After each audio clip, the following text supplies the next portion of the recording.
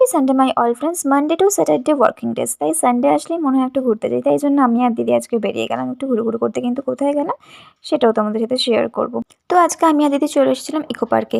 আমাদের ইকো পার্কে আসার একটাই কারণ ছিল, আমরা এসেছিলাম হস্তশিল্প মেলা দেখতে, কিন্তু মেলাটা ছিল বাইরে আর আমরা ভেতরে টিকিট কেটে ঢুকে গেছিলাম। তাই জন্য আমরা ভাবলাম যে আমরা একটুখানি ভেতরে একটু এনজয় করি, যেহেতু আমরা অনেক দিন আসিনি। তাই জন্য এখানে আমি দিদি অনেক ফটোস তুলি, তারপর আমরা বেরিয়ে গেছিলাম বাইরের গ্রাউন্ডে। আর বাইরের গ্রাউন্ডেই হচ্ছিলো এই মেলাটা। আর আমার এই হস্তশিল্প মেলা দেখতে ভীষণ ভালো লাগে, যেখানেই হোক না কেন আমি সেখানে যাওয়ার একটু চেষ্টা করি। আর দেখো, ওনারা নিজেরা এখানে বসে বসে বানাচ্ছিলেন, তৈরি করছিলেন। তো এই জিনিসগুলো ভীষণ সুন্দর লাগে দেখতে। আর এখানে শুধু ঘরের জিনিসপত্র না, এখানে বাচ্চাদের জন্য সফট টয়েসও ছিল, শাড়ি ছিল, অনেক রকম হিউজ জুয়েলারি ছিল।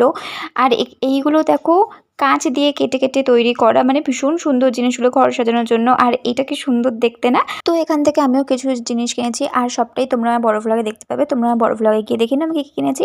তো আজকের মতো ব্লগটা এতটুকুই, এখন টাটা।